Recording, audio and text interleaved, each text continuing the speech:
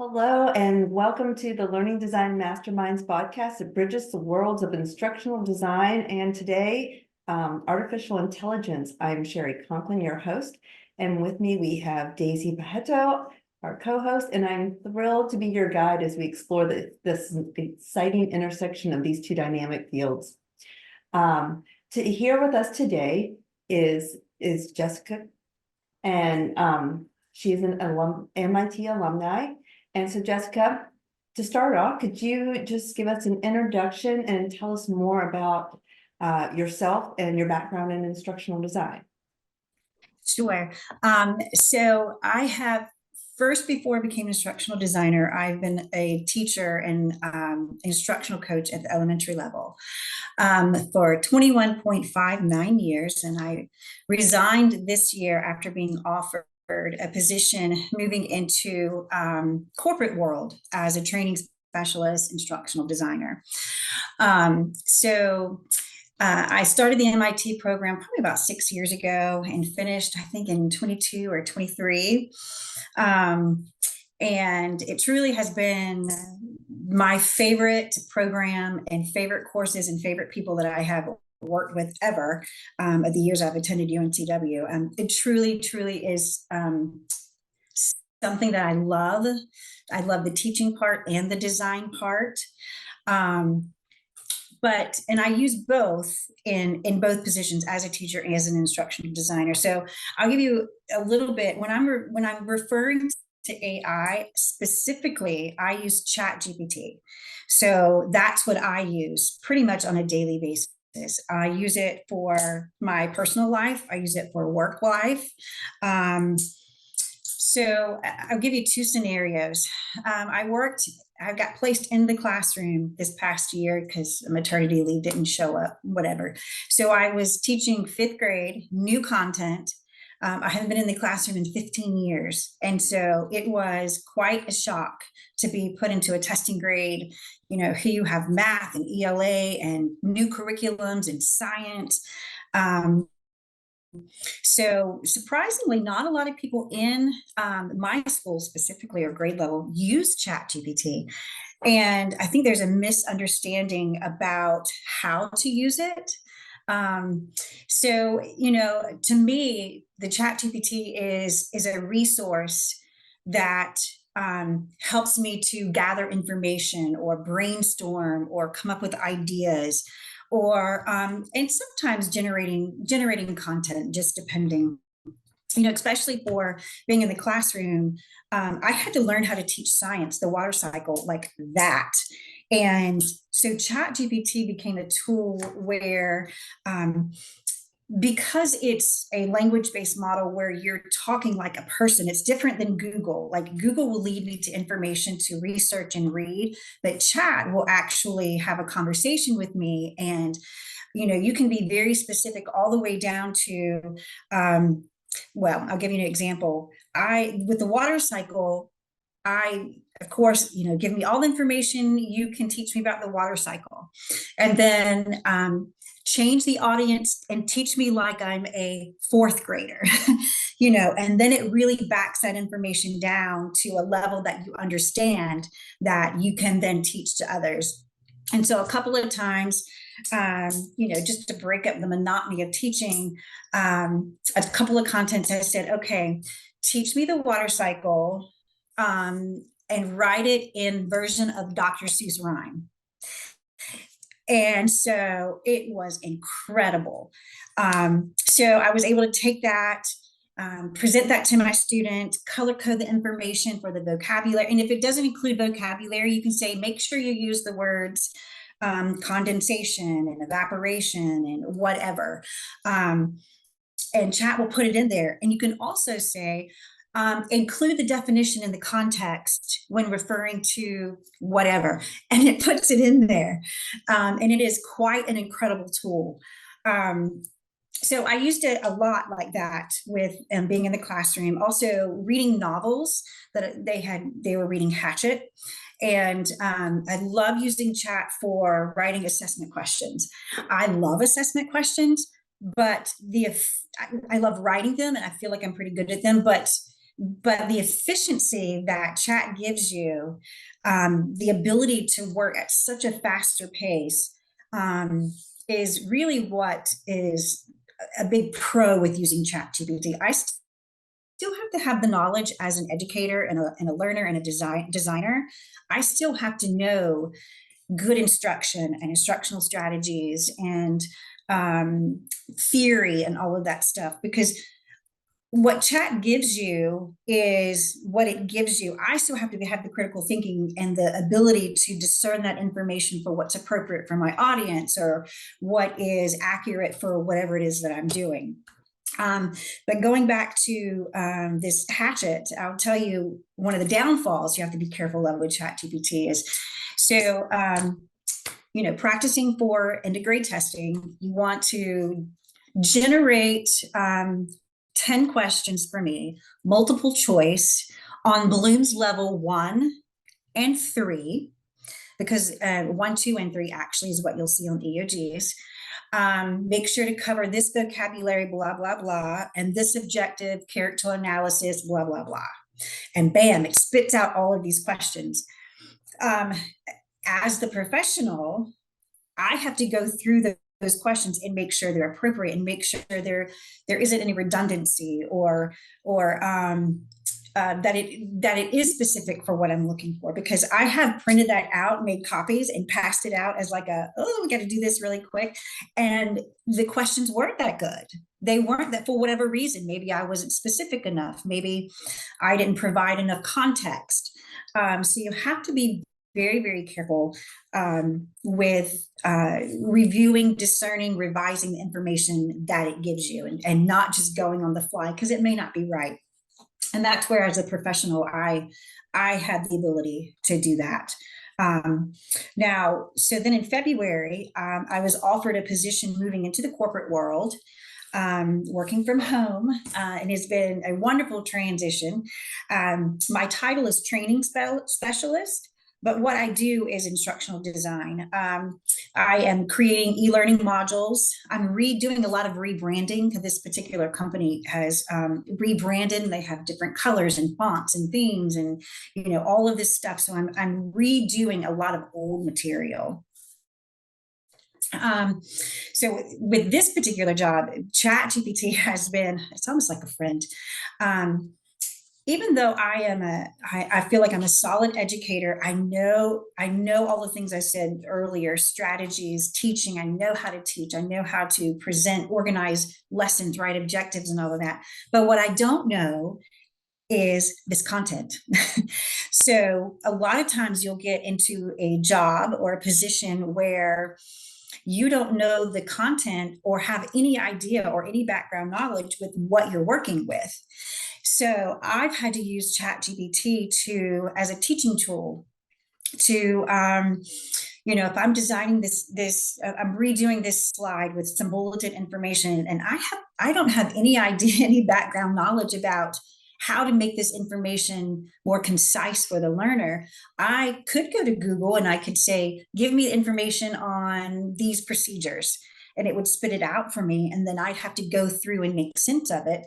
Or like I did with the water cycle, tell me everything that you can about this particular procedure in this industry, and tell me like I'm a fifth grader. And because if you aren't specific about the audience, it will give you maybe something that is still higher level than you understand. So that has been very helpful, is building background information for me in this particular industry, and breaking it down to a level that makes sense. So then as a designer, I can then teach this information, or now I know what information needs to be on this particular slide or under this particular objective, because now I have some background knowledge. And again, the efficiency, how much quicker I work is probably one of the major benefits with working with ChatGPT. Another thing that actually I just did, because I keep it right here all the time, open for me. It's like my little best friend. I just finished rebranding a PowerPoint that I'm going to be meeting with a subject matter expert sometime this week. And so I had some concerns with the information about the correct order of it, if it was presented in a way that was clear. So I went to chat and I said, generate a list of questions for a subject matter expert under this topic for this audience, for all the way down to how many questions you want. I could have Googled them, but it would take more time for me to be specific for what I wanted to ask. So it spit out these 25 questions for me. And what's good about this is chat's really good at categorizing information. So even though I said, give me 20 something questions, it gave me questions categorized under, here's 5 questions for content and objectives. Here's 5 questions for design and layout. Here's for structure and flow. And so the way that chat structures their feedback is something that I couldn't get just off of Google.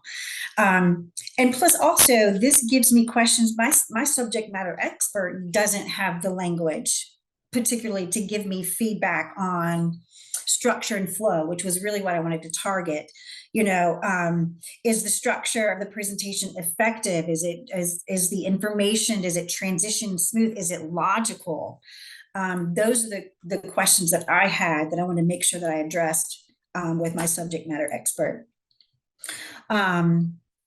So yeah, those are just some examples recently. I have many others, unless you have other questions that you would like to ask. Well, I think I love the Dr. Seuss idea of bringing that into a lesson, but again, it still takes the human to ask ChatGPT. Like, you're still being creative, but you're not having to spend the time to actually write it out. You're doing more of the editing or revisions and asking for more.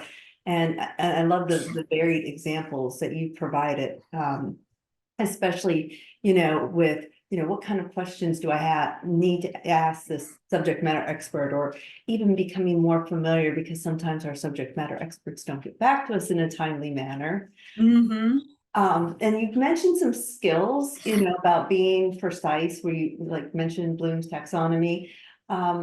What other skills do you think instructional designers, educators need to develop in order to effectively leverage this AI technology?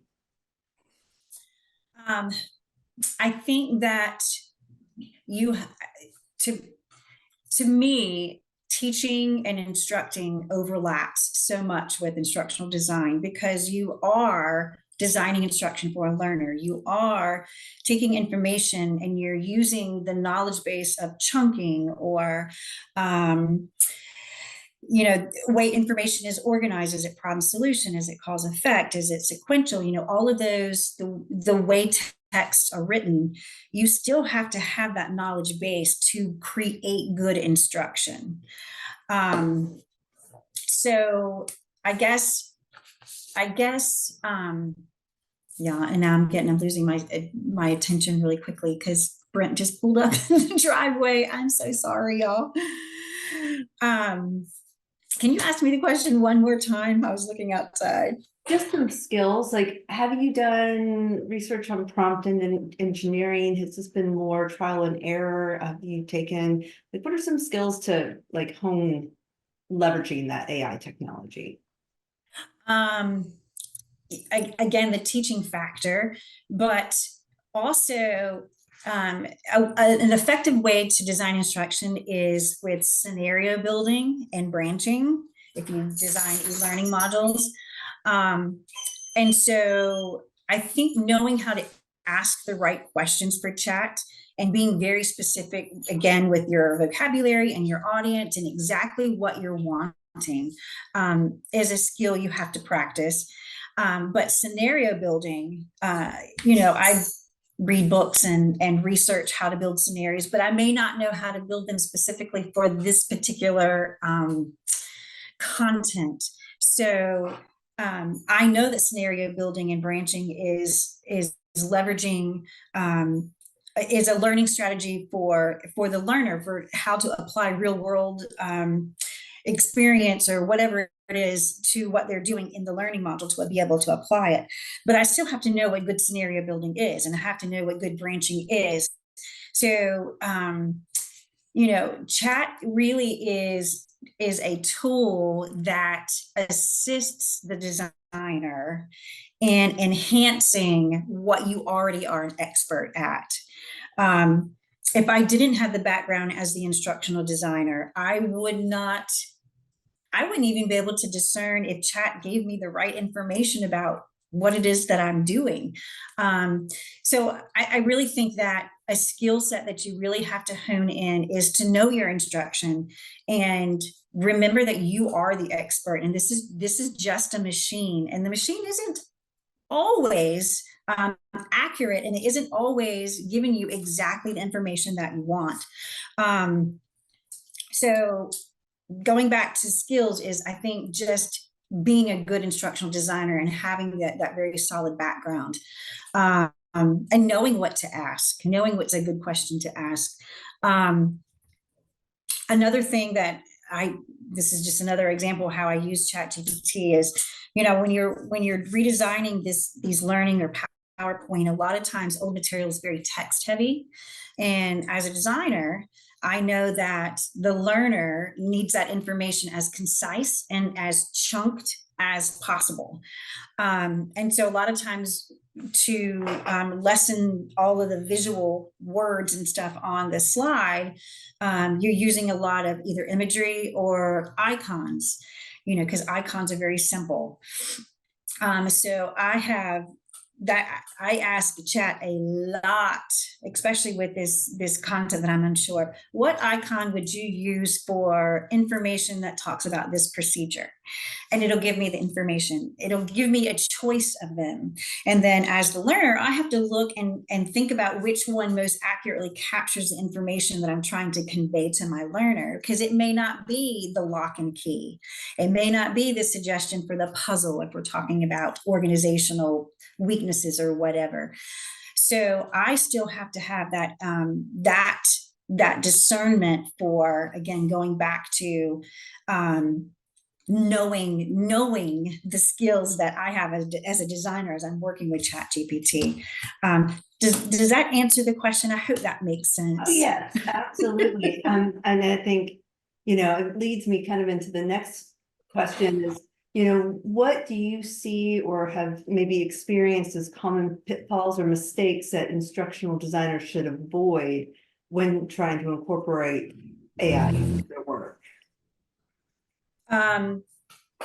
Well, when I'm thinking about the company I'm working with right now, I'm dealing with proprietary information that belongs to them. It's not for public information. It's not, although I'm not dealing with highly confidential information, it's still not mine to give to the public. And so ChatGPT is a public, a source where you have to be very careful, because I'm ethically bound to the company and the information that they give me to design. And so you have to be very careful about what you put out there. Like, I couldn't take, maybe there's a specific mandate or procedure that is very specific to this decision making or this scenario. I can't just put that all out there on the web, because ethically I'm bound to maintain that confidentiality. So that's the first thing, is know what you can put out there. The other pitfall is just do the work. Chat doesn't do the work for us. It's so easy if you wanted to do something quick and fast and cheat, and which is a lot of people's fear, to just spit out information and take that and it is my own, claiming it as my own. But that's not what it's for. That's not what a good designer does. That's not what a good teacher does.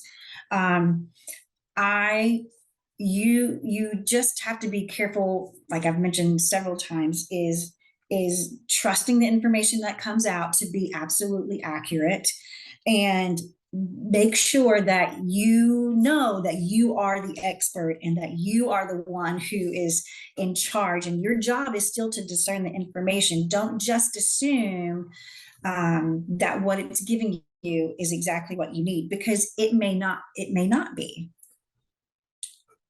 Yeah, I feel this topic came up of copyright and Yeah. ChatGPT, and what are you getting and where is it getting that information? So are you supposed to cite or reference OpenAI, or should it really be somebody else? And we both know that ChatGPT does not do well like with connecting Mhm. the information it gives you to the source. Right. It's very generalized. But I know we're coming up on our time, and I want to say thank you so much, Jessica, for participating as a guest speaker on our MIT Learning Design Mastermind podcast. You have such great insights on this AI topic, and really appreciate your time, and hope you can come back and add more to it, because it's ever changing. It is. And I thank you ladies for having me. It's been fun. I love talking about this stuff. I love talking about design, and I'm happy to share or help or mentor, whatever you would need me to, if you need to reach out to me, or student, or whatever. So I'm here. Thank you, ladies. Thank you.